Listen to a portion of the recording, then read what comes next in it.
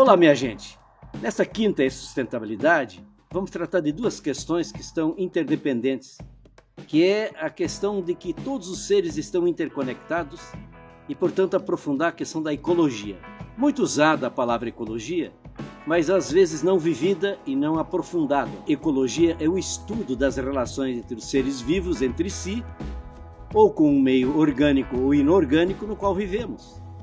É a relação entre si. Se a gente fizesse uma comparação ou uma analogia, nós poderíamos dizer que ecologia é o estudo das relações recíprocas entre o homem e o seu meio, e relações que podem ser morais, éticas, sociais, econômicas, ambientais, culturais e até espirituais. Mas a palavra ecologia, na sua derivação do grego, e é formada, portanto, pela junção das palavras oikos, do grego, que significa casa, lar, meio ambiente, e logos, que é o estudo. E nós separamos tanto o ser humano da natureza, como separamos também, por exemplo, a ecologia da economia. E se nós pegarmos de novo a inspiração grega da palavra economia, nós vamos encontrar de novo eco, oikos, a nossa casa, o nosso lar, o ambiente. Portanto, economia. E nomia significa a arte de bem administrar a casa em que vivemos. Então, ecologia, economia, que tem a base na mesma origem de oikos, casa, a nossa casa comum, logia, no sentido grego, estudo, e nomia, a arte de bem administrar a casa em que vivemos. Daí a compreensão que tudo está interdependente.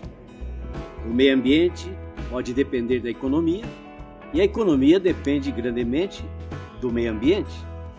E é por isso que eu poderia dizer que a flor tem ligação com a abelha com a flor, porque com isso nós possibilitamos a polinização, e 50% do alimento que nós vamos ali no mercado comprar para comer, ele depende da abelha. Se ela não existisse, aqueles produtos não existiriam. Portanto, 50% do alimento que nós utilizamos tem a presença da abelha. Então nós dependemos da abelha. E assim eu poderia seguir nesse raciocínio, que se nós pegarmos a questão da biosfera, bioma, ecossistema, comunidade, indivíduo, tudo estão juntos, interdependentes.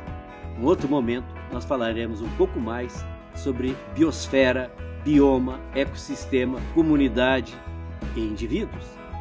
Mas a comida que comemos, eu já falei de como que depende até da abelha, mas ela depende da água, e a água depende de ser cuidada, porque a água, na verdade, nós temos a mesma quantidade desde que existe o ser humano no planeta Terra. Por essa razão, nós temos que cuidar muito da água, mas sem água não tem como produzir alimentos. Sem produzir alimentos precisa de solo, água e trabalho. Para isso nós temos que cuidar do solo, para que ele não seja um solo estéril. Para isso nós precisamos também ter essa compreensão de que plantar e colher, que precisa bastante trabalho, implica, portanto, também a gente ter um clima apropriado, chuva no tempo certo e todos os mais cuidados que estão conectados com a produção. Tudo está interligado, mas a boa alimentação, portanto, uma alimentação sã, ela permite que você tenha mais saúde. Veja a conexão entre o alimento, a saúde, a vida, qualidade de vida e bem-estar. Mas eu poderia fazer, por exemplo, a outra conexão com o ar que respiramos. Ninguém vive sem comer, ninguém vive sem respirar. E hoje nós sabemos, por exemplo, que nas cidades médias e grandes, um dos maiores problemas que nós temos no mundo todo é exatamente a poluição. E é isso que eu poderia dizer, que a poluição tem uma interferência direta, por exemplo, na vida das pessoas, mas ao mesmo tempo na saúde das pessoas. Mas por outra razão, e aí agora eu falo um pouco da questão da própria cidade e as interdependências. A cidade, por exemplo, ela depende grandemente do cuidado. Muitas vezes, nós até ouvimos no noticiário que uma chuva muito intensa causou a morte de tantas pessoas ou criou tantas famílias desalojadas. Será que é a chuva intensa, a água da chuva que causou isso? Não há dúvida que causou, mas são as cidades do jeito que elas estão descuidadas ou do jeito que foram construídas, e dessa desatenção, por exemplo, com áreas impróprias para moradia, e lá moram muitos até por necessidade, mas ao mesmo tempo por quê? Porque você não teve essa atenção de em determinados locais não ter loteamento, por exemplo. Ou que o loteamento não viesse matar o rio, mas ele não chega a morrer de repente, pode aflorar.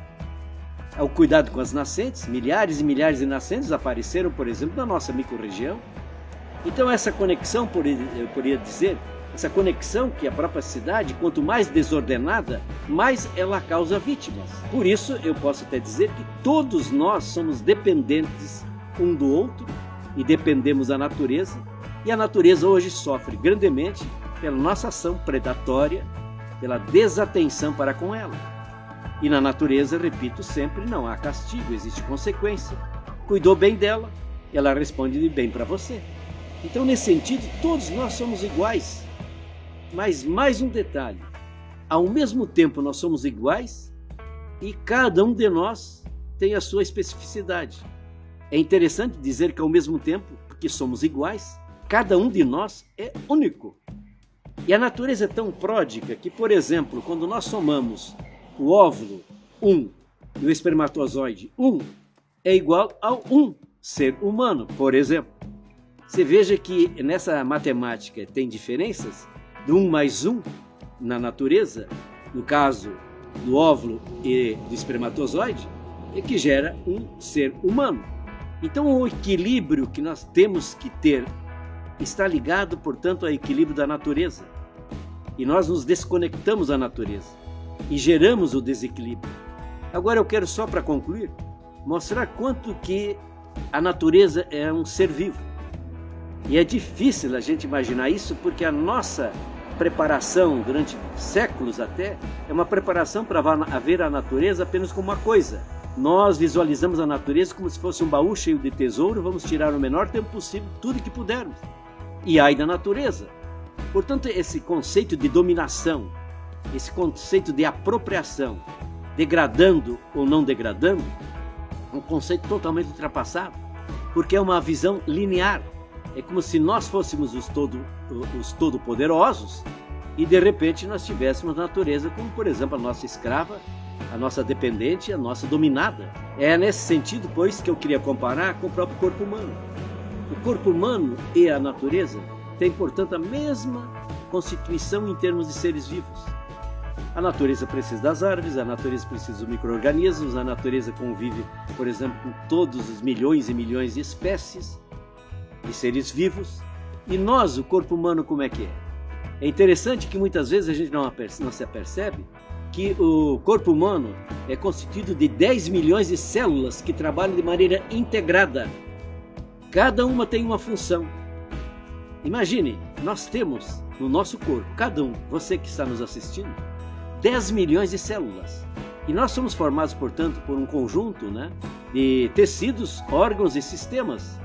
E isso implica que todos estão interligados, por isso que a gente fala em sistema, por exemplo, cardiovascular, porque é um sistema que temos aí dentro do nosso corpo, porque está tudo interconectado. Somos, pois, essa coisa organizada, riquíssima, de tecidos, órgãos e sistemas. E isso tudo mostra uma grande, fantástica organização do corpo humano. Inimaginável, inigualável, perfeito, e que, quando não é bem cuidado, ele no desequilíbrio causa muitas doenças, enfermidades, epidemias e tudo mais. E por isso, as bactérias já contabilizadas recentemente, durante vários anos, houve um grupo de grandes estudiosos que fizeram uma profunda matemática, uma contabilização de como é que a nossa contabilidade interna.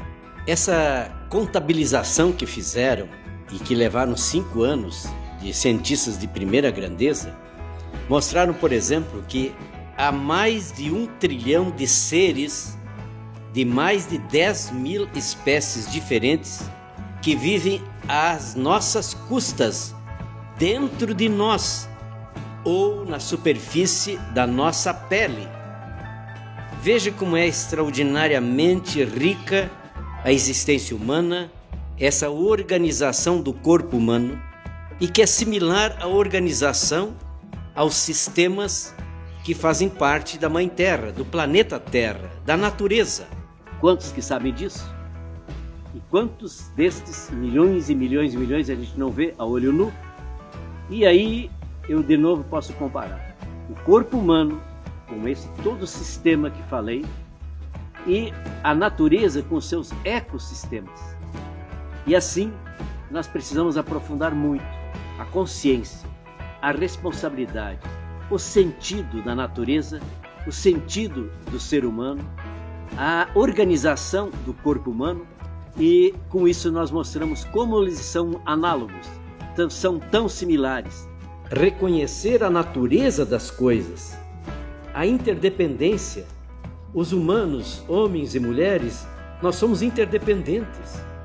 Mas nós somos interdependentes também no que diz respeito à Mãe Terra, natureza. Então, homens, mulheres, os seres humanos, enfim, também dependem da natureza. E a natureza não depende dos seres humanos. Por quê? Porque os seres humanos foram os últimos a chegar. Ela pode nos dispensar, inclusive. Ela pode dizer, estes intrusos, que foram os últimos a chegar, estão, portanto, desequilibrando, desordenando, contaminando, poluindo, e não preciso deles. E aí é a nossa sobrevivência que estará em jogo. Então, nesse sentido, é compreender que nós formamos uma grande comunidade de vida. Humanos e natureza, natureza e humanos. E aí é preciso reconhecer quanto que nós temos que permanentemente, com muita consciência e responsabilidade, e também cooperação e amorosidade, de fazer com que possamos cuidar um do outro e juntos cuidarmos da natureza. Compreender, portanto, a ética do cuidado, do cuidar. Mais do que só acumular, ter, conquistar e dominar, é cuidar. Esta é a reverência que temos que fazer, porque trata-se de uma reverência à vida, no seu sentido mais amplo, no sentido de comunidade de vida entre os humanos e os humanos com a natureza.